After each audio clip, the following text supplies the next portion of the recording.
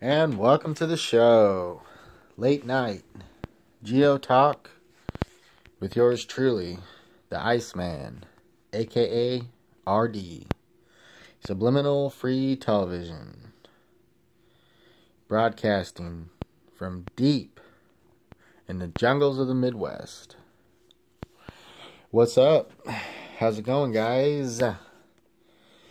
It is... What day is it today? You'll have to bear with me here. Trying to set up my other computer. October 24th. Alright. So, how y'all doing? It's been a while. Quick update. The show is going through renovations right now. We're under deep construction. So, we got some sponsors. Go to my website. I don't have one created right now, but when I do, go to it and you can get some very fine Jeunesse products. Yes, we'll have the very best and finest Jeunesse products for you very beautiful, lovely ladies out there. So, man, what is going on in the news? We got the petroleum dollar, and the caravan. Well, where to begin? Let's go into the petrodollar. So, I'm going to pull up my other tablet. We're going to... It's got its origins 1945 in the Bretton Woods Conference. So, I've been pulling up some facts and some figures here. Very interesting stuff. In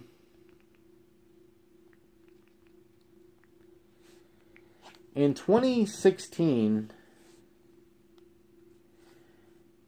well, let's just put it this way. The 2016 top oil producing countries. So, you had America at number 3. So, I will give credit to where credit is due. President Obama, which I voted for, actually. In the I didn't vote for him in 2008, which I would have, but I was unavailable to the polls. I voted for him in 2012, but I wasn't following politics. I was very busy at that time, doing other things.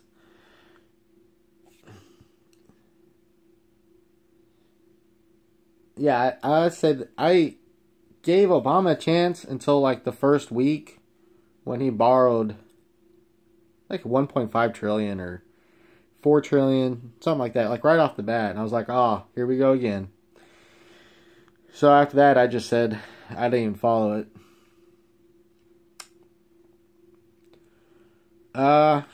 Yeah, I mean, Trump's really our last chance. So we're not going to have...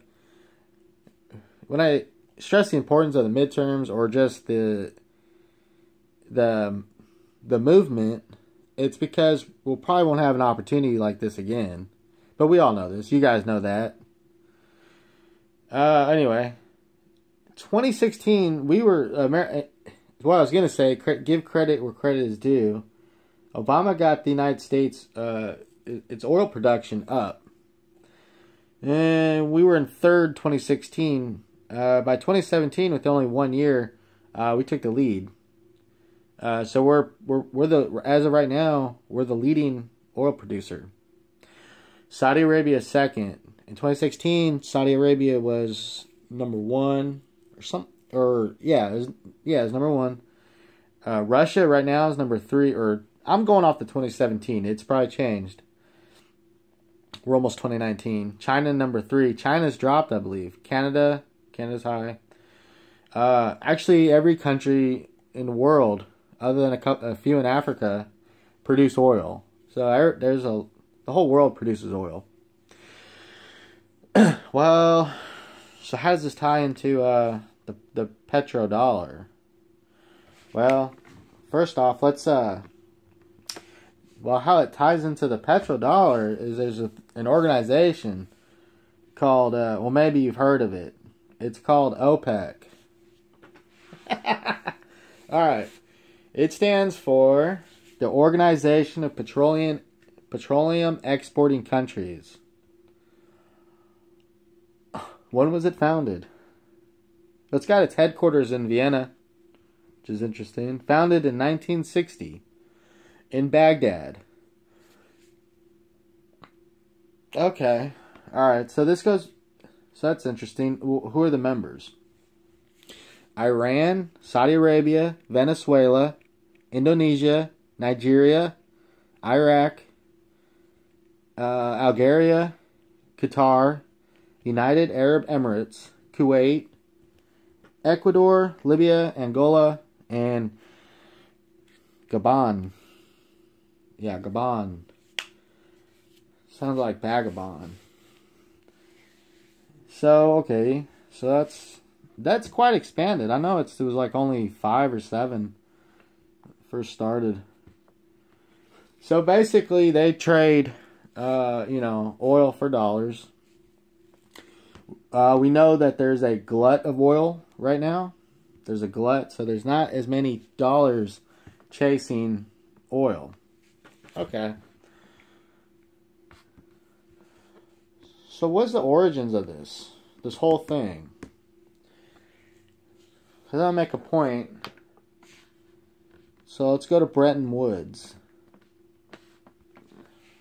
So this goes back to World War II.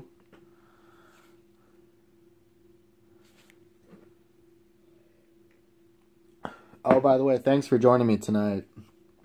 It's been a long time. I haven't talked to you guys in a while. The show is here's the thing. I'm extremely busy with projects of the show that it's almost like red tape. So I'm going through all the numbers and the facts and the figures and the paperwork, setting up equipment. So I might cut back on the videos. We will our media branch of my company is going to be launching a massive disinfo campaign here in the future. So, because propaganda is legal domestically now, so it's all good.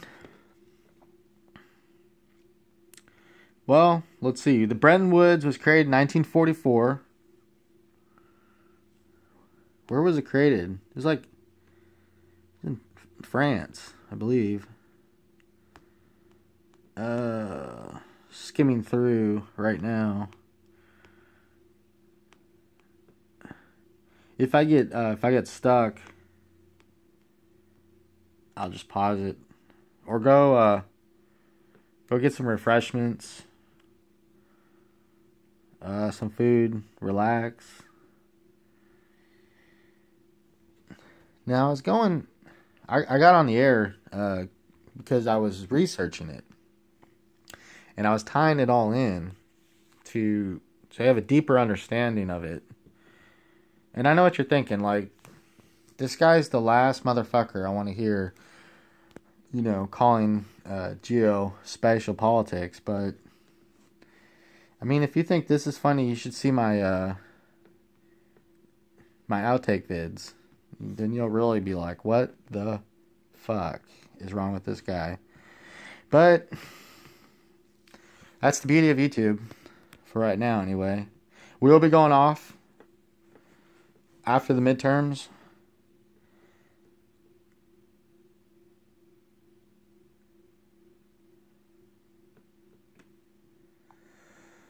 I want you to check out this when you guys get a chance, check out. I'm talking to my six subscribers.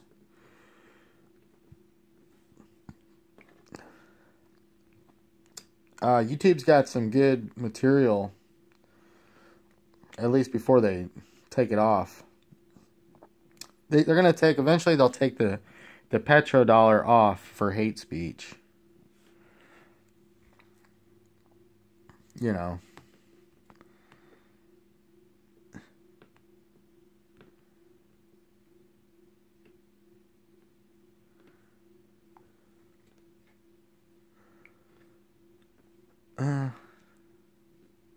I can't find it.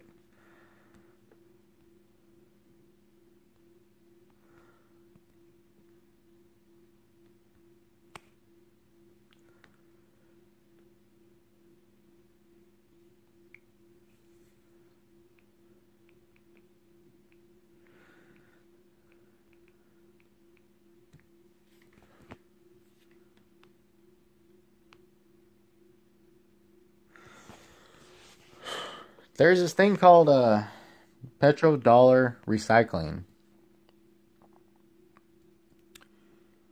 And here's an interesting little fact too. Okay, so I looked up Google Trends petrodollar because I wanted to see if it was trending. It's not trending right now. It hit its max trend in May of this year. So if you study TA of Google Trends, it should be dipping down. I mean, okay, so we all knew this was coming. I mean, but is there solutions to the problem? Someone explained that the people who created the petrodollar system, it had its birth from the boys from World War II. Which President Bush, Pappy Bush, served in World War II.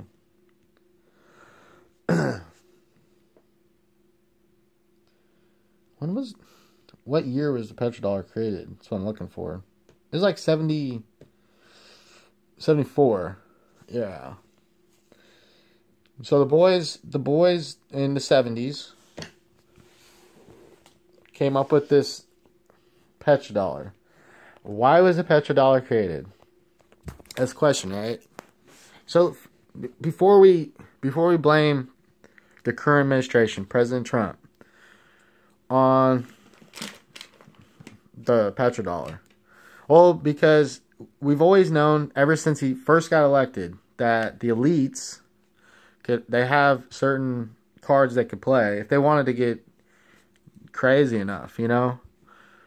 They could tank the economy. Well, or they could what was it? Oh, like false flag and violent stuff. So this was inevitable anyway, because they only had a certain amount of time you could run the system of the fiat system. So they came up with the petrodollar to fight the Soviets. That's how we beat them. Basically, how we produced more technology with the space program or space programs, the satellite program. So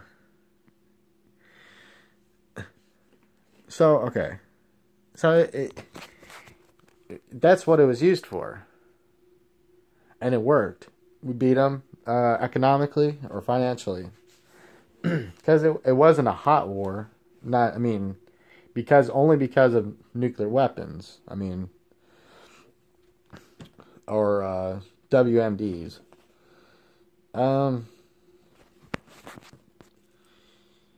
But they need the cooperation of the Fed, so that's how the Fed ties in. Well, the petrodollar, okay, so you got your petrodollar. So that ties into 1991. 1991, that's a critical year. It's interesting. I don't know, it's coincidence, but in the early 90s is when they were finally getting off the ground the TR-3Bs, the black triangles. The late 80s, early 90s is when they were test flighting them. So 1991 they had a choice. That was a pivotal decision. So the boys from the early 90s, the boys from the 70s, and the boys from World War II is what led us down to where we're at now. So, we didn't create the situation we're in. So we're just dealing with the situation. So there's oh, by the way, the administration in 1991 was Bush. And what was Bush? Now, how does this tie in? Because remember he served in World War II. He was president in the early 90s.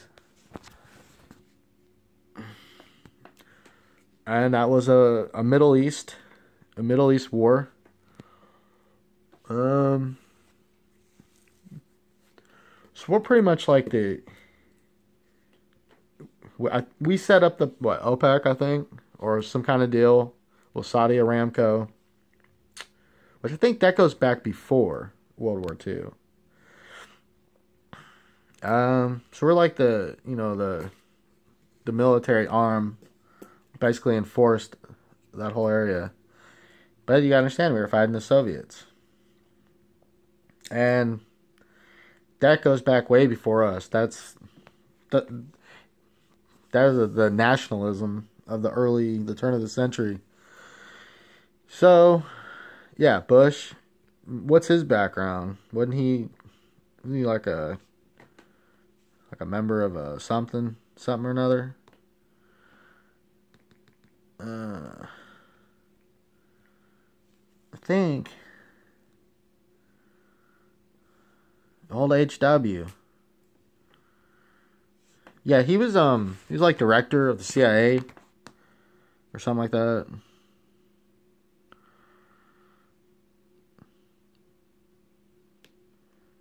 Yeah, he was. I'm just trying to find the exact dates. United States Navy, 42 to 45.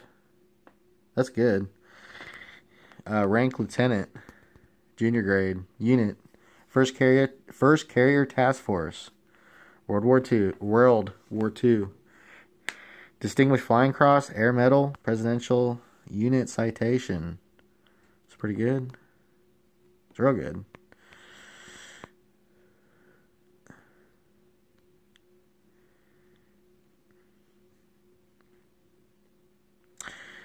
He went to Congress from 63 to 80. 67, 71. Ambassador to United Nations, 71, 73. Chairman of the Republic National Committee, 73, 74. Envoy to China, 74, 75. Hey, there's your China connection. Probably setting up some kind of deal. That was a mid-70s, too. So, that's when the outsourcing started. And then, you didn't feel it until the 80s, right? With all the... But that was all, like, very light manufacturing of knockoff stuff. T-shirts, hats, shoes. That was in the 80s. They weren't producing any electronics at that point. Okay, so then he steps up from the envoy to director of the CIA. But they just say Central Intelligence. They say Director of Central Intelligence, 76, 77. Other positions, 77, 81. That's what it says. 80. No, he's second in command. He's vice president in 80. Why would you pick him? He's a direct. You can't trust no directors from the agencies. You certainly don't want to put him in the number 2 spot. What happened?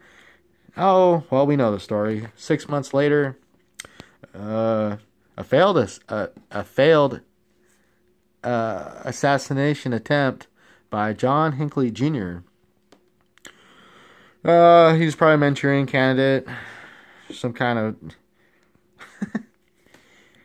See, this is why I think that's illegal. By the way, you can't run mind control tent. But their argument was, well, it's national defense. Okay, so that's the history on that. So that was a critical decision point. 91.